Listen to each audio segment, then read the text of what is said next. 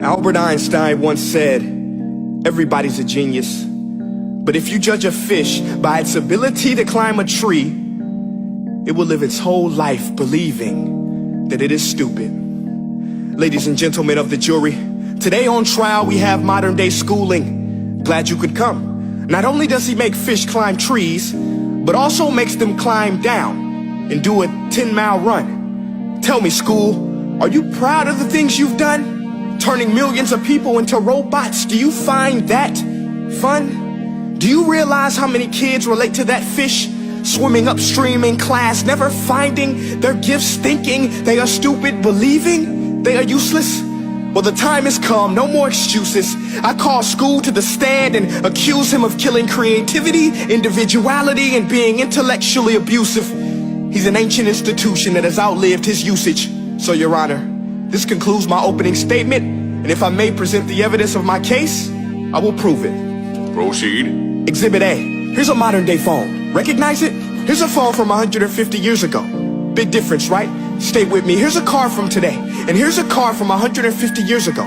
Big difference, right? Well, get this. Here's a classroom of today, and here's a class we used 150 years ago. Now, ain't that a shame? In literally more than a century, nothing has changed. Yet you claim to prepare students for the future? But with evidence like that, I must ask, do you prepare students for the future or the past? I did a background check on you and let the record show that you were made to train people to work in factories, which explains why you put students in straight rows, nice and neat, tell them sit still, raise your hand if you want to speak, give them a short break to eat, and for 8 hours a day tell them what to think. Oh, and make them compete to get an A. A letter which determines product quality, hence grade A of meat. I get it. Back then, times were different. We all have a past. I myself am no Gandhi. But today, we don't need to make robot zombies. The world has progressed. And now we need people who think creatively, innovatively, critically, independently, with the ability to connect. See, every scientist will tell you that no two brains are the same. And every parent with 2 or more children will confirm that claim. So please explain why you treat students like cookie cutter frames or snapback hats, giving them this one-size-fits-all crap. Watch your language. Sorry, Your Honor, but if a doctor prescribed the exact same medicine to all of his patients, the results will be tragic. So many people will get sick, yet when it comes to school, this is exactly what happens. This educational malpractice, where one teacher stands in front of 20 kids, each one having different strengths, different needs, different gifts, different dreams, and you teach the same thing the same way? That's horrific. Ladies and gentlemen, the defendant should not be acquitted. This may be one of the worst criminal offenses ever to be committed.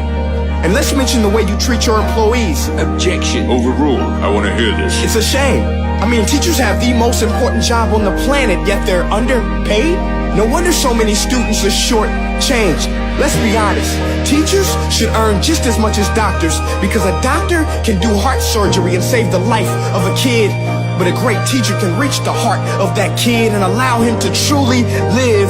See, teachers are heroes that often get blamed, but they're not the problem.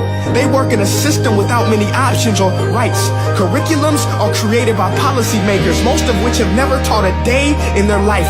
Just obsessed with standardized tests. They think bubbling in a multiple choice question will determine success. That's outlandish. In fact, these tests are too crude to be used and should be abandoned, but don't take my word for it.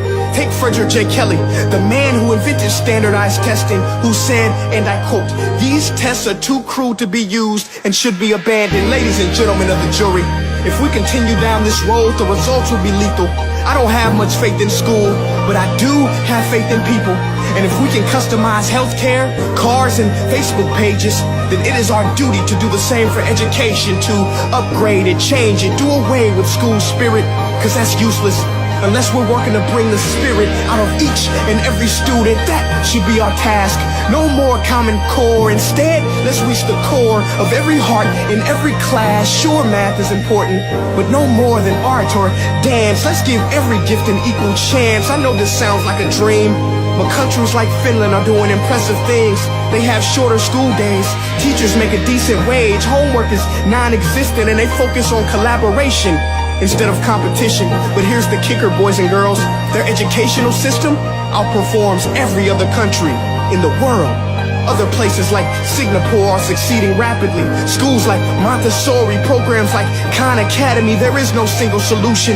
But let's get moving, because while students may be 20% of our population, they are 100% of our future. So let's attend to their dreams, and there's no telling what we can achieve. This is a world in which I believe, a world where fish are no longer forced to climb trees. I'll rest my case.